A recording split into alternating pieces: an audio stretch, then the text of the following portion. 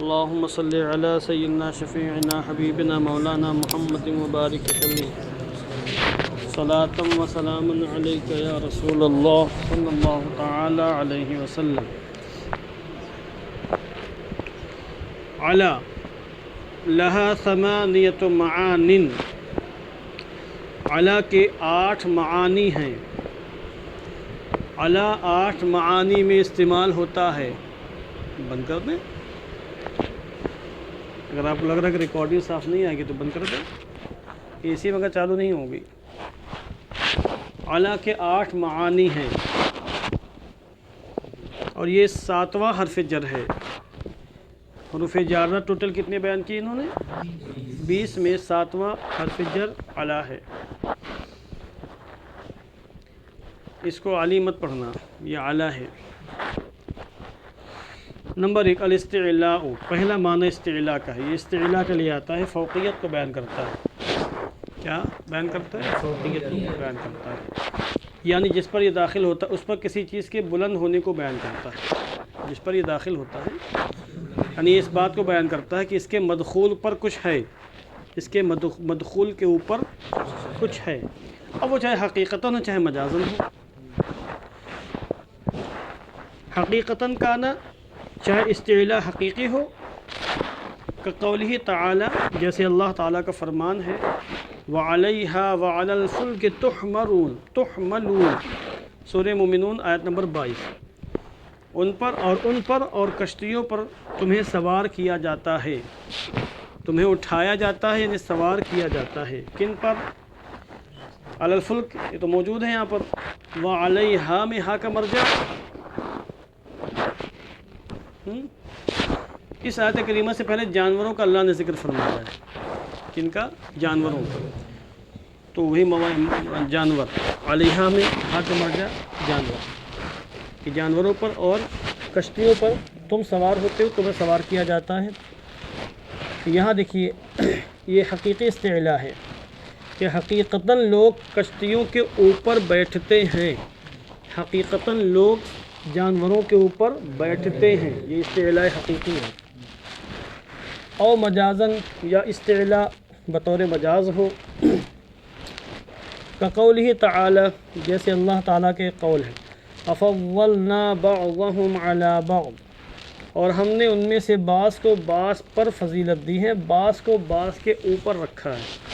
کیا واقعی بعض کو بعض کے اوپر رکھا ہے کہ اٹھا کر رکھ دیا گیا ہو؟ معنوی لحاظ سے، معنوی طور پر، یعنی مرتبے میں ایک کو ایک کے اوپر رکھا ہے، اسٹیپ بائی اسٹیپ مرتبہ ہے. اس سے پہلے کیا ہے؟ تلک الرسل فضلنا بعضهم علی بعض. یہ رسول ہیں، انبیاء ہیں، مرسلین نظام ہیں، جن میں ہم نے بعض کو بعض کے اوپر رکھا ہے. تمام انبیاء بلند رتبے والے ہیں، کسی نبی کے بارے میں نہیں کہہ سکتے ہیں کہ کم رتبے والا ہے. فضلنا بعضهم علی بعض کہا ہے. بلند رتبے والے ہیں، ان سے بلند بھی، ان سے بلند ہے، ان سے بلند ہے. یہ نہیں کہا کسی نبی کو کسی کے نیچے رکھا ہے، بعض نبیوں کو بعض نبیوں کے نیچے رکھا ہے. انداز گفتگو دیکھیں، کلام کی فصاحت دیکھیں، اور اس میں بھی ہم کو ادب سکھایا گیا ہے.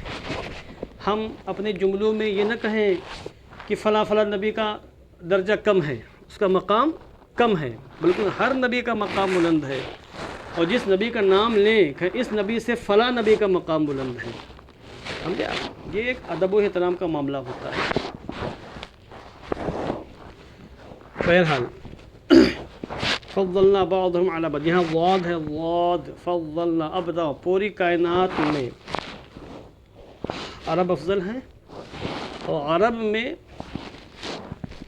قریش افضل، قریش میں بنی ہاشم، بنی ہاشم میں ہم سب کے آقا و مولا حضور تاجدار عرب و عجم صلی اللہ علیہ وسلم سب سے افضل ہے. اس پر حدیث پاک موجود ہے اور تفصیلی روایت بھی ہے، میں نے ایک اختصار بیان کیا ہے. تو اس کا لازمی نتیجہ یہ ہوا کہ مخرج ضاد، ضاد کا جو مخرج ہے یہ مخرج کسی اور زبان میں نہیں ہے، بلکہ ضاد سرے سے کسی اور زبان میں ہے ہی نہیں.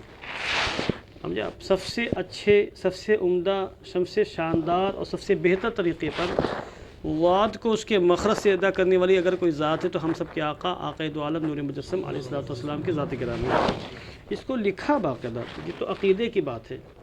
کہ حضور رحمت عالم جان عالم علیہ الصلوۃ والتسلیم سب سے عمدہ طریقے پر دعات ادا کرنے والے ہیں، ان سے عمدہ طریقے پر کوئی نہیں ادا کر سکتا ہے، کوئی نہیں ادا کر سکتا ہے۔ اس لیے حضور نے فرمایا انا افصح العرب، میں عرب میں سب سے فصیح ہوں۔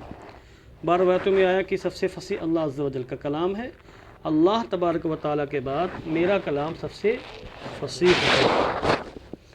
والاستعلاء اصل معناہا، اور استعلاء اس کا معنی اصلی ہے، کس کا؟ علا کا۔ علا کے 8 معنی میں معنی اصلی استعلاء ہے۔ نمبر 2 معنی فی، علا فی کے معنی میں آتا ہے کقولہ تعالی، جیسے اللہ تعالیٰ نے فرمایا وَدَخَلَ الْمَدِينَةَ عَلَى حِينِ غَفْلَةٍ مِّنْ أَهْلِهَا، اور وہ شہر میں داخل ہوا شہر والوں کی غفلت کی حالت میں، شہر والوں کی غفلت کی حالت میں، جب وہ لوگ غافل تھے تب شہر میں داخل ہوا۔ کس کے بارے میں؟ یہ حضرت موسیٰ کلیم اللہ علیہ الصلوۃ والسلام کے بارے میں کہ وہ شہر میں داخل ہوئے جس وقت شہر والے غافل تھے۔ پورا قصہ موجود ہے سورہ قصص میں، آیت نمبر 15 میں دیکھیے گا۔ یہاں حین پر علی داخل ہے، حین تو وقت کے معنی میں ہے اور علی فی کے معنی میں ہے، اس لیے فرمایا علی حین غفلتن، فی حین غفلتن کے معنی میں ہے۔ نمبر 3 معنی عن، علی عن کے معنی میں آتا ہے، جیسے رضیت علیہ اے رضیت عنک، عنہ میں اس سے راضی ہوا، رضیت عنہ۔ معنی اللامی، چوتھا معنی ہے معنی لام، علی لام کے معنی میں آتا ہے، مگر لام کی بہت سی قسمیں ہیں۔ کون سا لام؟ التی للتعلیل، وہ لام جو تعلیل کے لیے آتا ہے اور تعلیل کو، علت کو، سبب کو بیان کرتا ہے۔ سورہ بقرہ کی آیت کریمہ ہے وَلِتُكَبِّرُوا اللَّهَ عَلَى مَا هَدَاكُمْ اے لِهِدَایَتِهِ إِيَّاكُمْ، اور تاکہ تم اللہ کی تکبیر بولو، اللہ کی کبریائی اور اس کی بڑائی بیان کرو، کیونکہ اس نے تم کو ہدایت دی ہے۔ عَلَى مَا هَدَاكُمْ، اس بنیاد پر کہ اس نے تم کو ہدایت دی، اللہ نے تمہیں ہدایت دی، اس بنیاد پر تم اللہ ہی کی بڑائی بیان کرو۔ یہاں جو علی ہے یہ لام تعلیل کے معنی میں ہے۔ 5واں معنی معنی مع، یہ مع کے معنی میں ہے۔ کون؟ اعلیٰ نہیں ببو، علی، علی یہ مع کے معنی میں آتا ہے۔ کقولہ تعالی، جیسے اللہ تعالی نے فرمایا وآت المال علی حبہ اے مع حبہ، اور مال کو دیا مال کی محبت کے ہوتے ہوئے۔ بھی انسان کے دل میں مال کی محبت نہ ہو تو دے دے تو کوئی کمال کی بات نہیں ہے، مال کی محبت ہے تب دیے ہیں تو بہت بڑے کمال کی بات ہے۔ جیسے چوتھے پارے میں اللہ نے فرمایا لن تنالوا البر حتی تنفقوا مما تحبون، تم ہرگز نیکی کی حقیقت کو نہیں پا سکو گے جب تک کہ اس میں سے خرچ نہ کرو جسے تم چاہتے ہو، جس سے تم محبت کرتے ہو۔ یہ ہے درجہ کمال۔ بہرحال اس کی شرح کروں گا تو لمبی گفتگو ہو سکتی ہے، ابھی میں درس قرآن سے فارغ ہوں، جلدی ہی آگے بڑھ رہا ہوں، چوتھے پارے سے درس قرآن شروع ہوا ہے تو کوئی مسئلہ نہیں، بیان کر سکتے ہیں ہم، مگر پھر کہیں گے پھکائی کر رہے ہیں، آپ سوچیں گے کلاس میں بلا وجہ گفتگو دراز کر رہے ہیں، صلاحیت بگاڑ رہے ہیں، یہ اپنا ایسا مزاج نہیں ہے، جو باتیں درس سے ریلیٹڈ ہیں صرف انہی کو بیان کیا جا رہا ہے۔ مع حبی، یہاں دکھانا یہ ہے کہ علی مع کے معنی میں ہے۔ نمبر 6 المعنی السادس، چھٹا معنی معنی من، علی من کے معنی میں آتا ہے کقولہ سبحانہ، جیسے اللہ سبحانہ و تعالیٰ کا قول ہے اذا اکتالوا علی الناس یستوفون، اے اذا اکتالوا منہم، اس سے پہلے کیا ہے ویل للمطففین الذین اذا اکتالوا علی الناس یستوفون واذا کالوہم او وزنوہم یخسرون۔ سمجھے آپ؟ اے اکتالوا منہم، جب لوگوں سے ناپ کر لیتے ہیں، یستوفون تو پورا لیتے ہیں، نظر رکھتے ہیں ڈنڈی نہ مار جائے کہیں، اور جب تو کر دینا ہوتا ہے یا وزن کر کے دینا ہوتا ہے، یخسرون تو ڈنڈی مار لیتے ہیں، خسارہ کر لیتے ہیں۔ ایسے فراڈیوں پر اللہ کی لعنت ہے، ویل ہے، تباہی، بربادی ہے۔ پڑھیں آپ اس کو، مزہ آ جائے گا، تفسیر پڑھیں آپ کہ اس زمانے کا مزاج دیکھیں، زمانے جاہلیت کا، کہ اس زمانے میں ڈنڈیاں ماری جاتی تھیں۔ مطلب یہ ہوا کہ ڈنڈیاں مارنا اور کم ناپ تو کر دینا یہ زمانے جاہلیت کے کافروں کی نشانی ہے، جو آج مسلمانوں کے اندر پالی گئی ہے، بھنگار کا کام کرنے والوں کے اندر۔ اور بھنگار کا کام کرنے والے جو ڈنڈیاں مارتے ہیں تو 100 کلو 200 کلو نہیں، اور کئی ٹن کم ہو جاتا ہے اس میں، جو کہ بہت زیادہ وزن ہوتا ہے۔ اللہ اکبر، اللہ بچائے۔ رزق حلال اس زمانے میں مل جائے بہت بڑی نعمت ہے، ورنہ اچھے حرام خوری میں اور حرام کاری میں مبتلا ہیں۔ اچھوں کی بات کر رہا ہوں میں۔ حرام کھانے والے پیران مغاں بھی ہیں، حرام کھانے والے بہت سے علماء بھی ہیں، حرام کھانے والے بہت سے ائمہ بھی ہیں، متعلمین بھی ہیں، اراکین ادارہ بھی ہیں، سمجھے؟ حرام کھانے والے عوام تو ہے ہی ہے، مگر اس پرفتن زمانے میں بھی بہت سے لوگ ایسے ہیں جو احتیاط کرتے ہیں، قدم پھونک پھونک کر رکھیں، حتیٰ کہ شک و شبہ والی چیز کو بھی چھوڑ دیتے ہیں، نہیں کھاتے ہیں، شک ہے۔ مثال کے طور پر بینکوں میں جو سود ملتا ہے انٹرسٹ کے نام پر، جو بیاج ملتا ہے، وہ ہدیہ تحفہ ہے کافروں کا۔ کیا ہے؟ کہ آپ جو پیسہ جمع کرتے ہیں اس میں کچھ بڑھ کے ملتا ہے کہ نہیں ملتا ہے؟ ملتا ہے، سب جمع اس لیے کرتے ہیں کہ کچھ بڑھ کے مل جائے، مگر اس کو بھی بعض علماء نے حرام قرار دیا۔ ہمارے یہاں تو فتویٰ جو اس بات پہ، جو محققین یہاں کے حضور تاج الشریعہ، حضور سراج الفقہاء، حضور مفتی اعظم ہند وغیرہ کبار علماء موجودہ زمانے کے بھی سب نے جائز قرار دیا، اور یہ کہا ہے کہ اگر اسلامک بینک ہو تو لینا جائز نہیں، کافروں کے بینک ہو تو لے سکتے ہیں۔ اور اصل ضابطہ یہ ہے کہ سود نہ کسی مومن کو دے سکتے ہو نہ کسی مومن سے لے سکتے ہو، سمجھے آپ؟ سود کافر کو دے نہیں سکتے، کافر سے لے سکتے ہو، کافر کو دے نہیں سکتے، کافر سے لے سکتے ہو۔ اسی ضابطے کی روشنی میں بینکوں سے جو پروفٹ، جو کیا بولتے ہیں اس کو، پروفٹ ملتا ہے، ہاں انٹرسٹ، جو فائدہ ملتا ہے، وہ جو لفظ میں بول رہا ہوں اس کی تصحیح کریے آپ۔ بینک میں جو بھی اکاؤنٹ اس چیز میں بات نہیں سمجھتے ہماری چوکت کہیں کے۔ بہرحال اب سمجھ گئے آپ۔ تو اسی ضابطے کی روشنی میں بینک سے ملنے والا مال جو ہے وہ جائز ہے، مگر اس کو بھی بعض علماء نے ناجائز قرار دیا، کہا کہ مطلقاً سود حرام ہے۔ قرآن کریم میں حرم الربا، اس نے ربا کو حرام کر دیا ہے، لہذا کافر ہو یا مومن ہو کسی سے ربا لے نہیں سکتے، کسی کو ربا دے نہیں سکتے۔ علامہ غلام رسول سعیدی صاحب بہت بڑے محقق ابھی ماضی قریب کے گزرے ہیں، کہ کتابیں پڑھتے ہیں آپ لوگ، ہم لوگ پڑھتے ہیں، انہوں نے اسی موقف کو لیا اور کہا کہ مطلقاً بینک سے جو انٹرسٹ ملتا ہے جائز نہیں، چاہے بینک کافروں کا چاہے مومنوں کے ہو، ٹھیک نا؟ اب ڈاؤٹ ہو گیا کہ یہ چیز جائز ہے کہ ناجائز ہے، کیونکہ فقہا کا جب اختلاف ہوتا ہے تو ڈاؤٹ پیدا ہوتا ہے۔ تو ہمارے کرلاہی میں بعض ایسے بندے تھے جو بینک سے ملنے والی پوری رقم کو جو انٹرسٹ کے نام پر ملتی تھی سب صدقہ کر دیتے تھے، نہیں کھاتے تھے۔ جو بندہ اس قدر محتاط ہو کہ جہاں کھانے کی اجازت دی فقہا نے وہاں بھی اس بنیاد پر نہ کھا رہا ہو کہ ہو سکتا ہو کہ ان لوگوں کو فتویٰ صحیح ہو جو عدم جواز کے قائل ہیں، تو وہ بندہ حرام کاری کرنے میں اور حرام چیزوں کو کھانے میں کس قدر محتاط ہوگا، اندازہ لگا سکتے ہیں آپ۔ ہمارے خواجہ عبدالستار مرحوم تھے، بلکہ اگر میں ان کو علیہ الرحمہ کہہ دوں تب بھی کوئی حرج کی بات نہیں، تھے تو ایک عام آدمی وہ، مگر بندہ بہت جگر والا تھا۔ میں نے ایسے بندے کرلا میں نہیں دیکھے اب تک، انتہائی شریف، متقی، پرہیزگار، اور نفلی صدقات کثرت کے ساتھ کرتے تھے، چپکے سے بند مٹھی میں، بہت بڑے سیٹ نہیں تھے، مگر ان کے نفلی صدقات سے نہ جانے کتنے گھروں میں چولہے جل رہے تھے، اور جن کے گھروں میں چولہے جل رہے تھے ان کو بھی پتہ نہیں تھا پیسہ کہاں سے آ رہا ہے، ان کو بھی نہیں معلوم پڑتا پیسہ کہاں سے آ رہا ہے، یہ جو منتھلی 5,000 10,000 ان کو مل رہا ہے کہاں سے آ رہا ہے، بس مل رہا ہے کہیں سے۔ بند مٹھی میں نفلی صدقات و خیرات کرنے والے، حتیٰ کہ جو بھی ان کی جتنی رقم بینک میں جمع ہوتی بس اتنی ہی رقم لیتے بینک سے، باقی جو زائد رقم ہوتی سب صدقہ کر دیتے ہیں، وہ الگ صدقہ کرتے، زکوٰۃ جو نکالتے وہ الگ، اس لحاظ سے بھی صدقہ کرتے۔ انڈے کا کاروبار کرتے تھے، مدرسے کے بچوں کو ہفتے میں 2 بار انڈا کھلاتے تھے، ان کا انتقال ہو گیا ایک حادثے میں، انڈے بند ہو گئے، جو بچے کھائیں انڈے ان کو پتہ ہے کہ ہفتے میں 2 بار انڈے کہاں سے آ رہے تھے، وہ اتنی ٹرے لد کے آتی تھیں، وہ دیتے تھے وہ، اور ہمیں بھی وہ مہینے میں 2 ٹرے ہمارے پاس بھی ان کے گھر ان کے اس سے آتی تھیں گودام سے، بڑا کاروبار ان کا تھا، ان کے بھائی لوگ کاروبار نہیں سنبھال پا رہے اتنا زیادہ، وہ سنبھالتے تھے کاروبار، مگر ویسا بندہ میں نے دیکھا نہیں، اتنا ہوتا تھا، ہم لوگ نہیں احتیاط کر پاتے ہیں، بینک سے ملتا ہے جائز ہے کھاؤ بھائی، حلال کھا رہے ہیں، فقہا نے کہا جائز ہے، اب کوئی ڈاؤٹ کی بات نہیں، مگر اس بندے کے اندر دیکھیے احتیاط، تو ایسا نہیں کہ اس زمانے میں سب گندے ہی ہیں، اچھے لوگ بھی ہیں، بہت اچھے لوگ مل جائیں گے آپ کو، بس آپ کو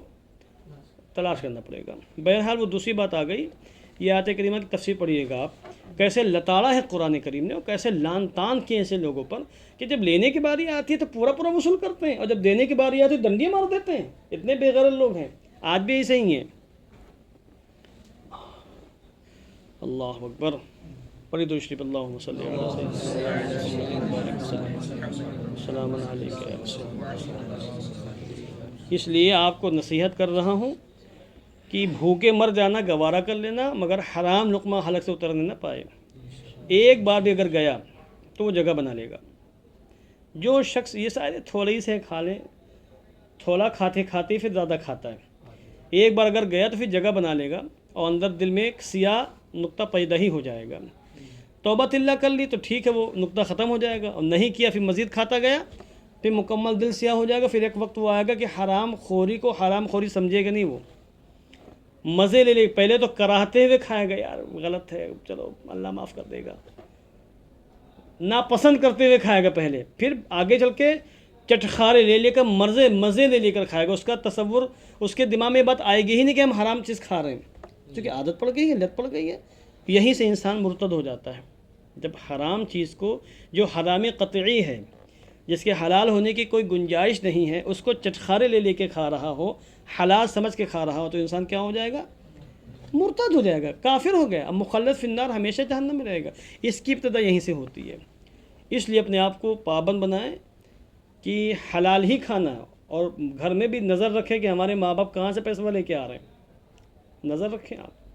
اگر آپ کے بڑے بھائی ہوں یا آپ کے باپ ہوں یا چچا ہوں، کوئی بھی ہوں، اور ناجائز طریقے سے لا رہے ہیں تو آپ ٹوکیں ان کو کہ ہم نہیں کھائیں گے، منع کر دیں کہ ہم نہیں کھائیں گے کھانا۔ یہ ہمارے رشتہ دار ہیں ہمارے گاؤں میں، انہوں نے اپنے کسی رشتہ دار پر ان کے کھیت پہ قبضہ کر لیا، کچھ معاملات تھے ان کے لین دین کے، انہوں نے نہیں دیا تو انہوں نے قبضہ کر لیا کہ جاؤ جو کرنا کر لو، تمہارا کھیت ہمارے قبضے میں۔ اب بوانا شروع کر دیا انہوں نے، کھیت میں لوکی بھی لگ رہی ہیں، کدو بھی لگ رہے ہیں، مولی بھی ہو رہی ہے، سب چیزیں ہو رہی ہیں۔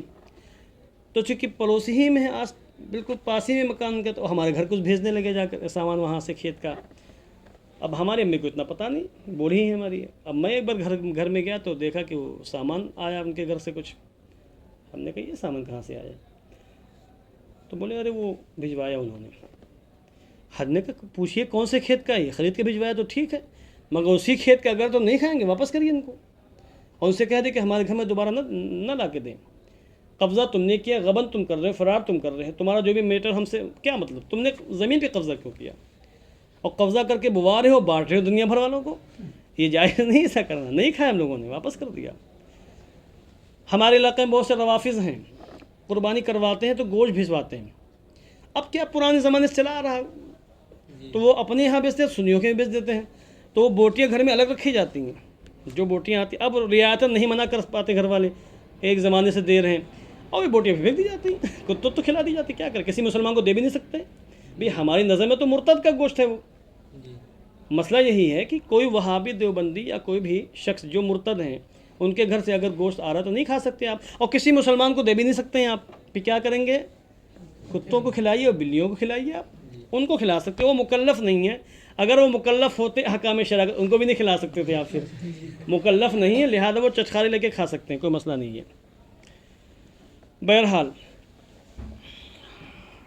ساتواں معنی معنی الباء للاستعانہ، یہ اعلیٰ اسبا کے معنی میں آتا ہے، جو استعانت کے لیے ہوتا ہے، یعنی با برائے استعانت کے معنی میں اعلیٰ آتا ہے۔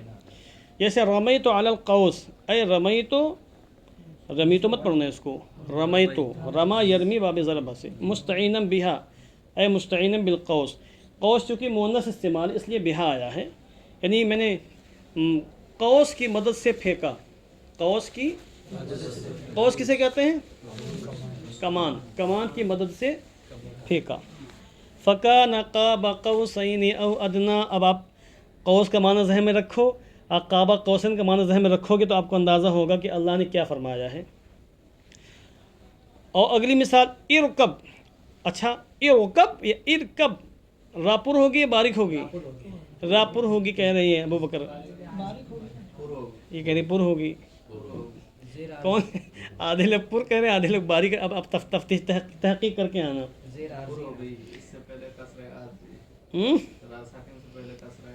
کسرہ عارضی ہے، تو کیا ہوگی؟ पूरा हो गया हाँ पर हो गया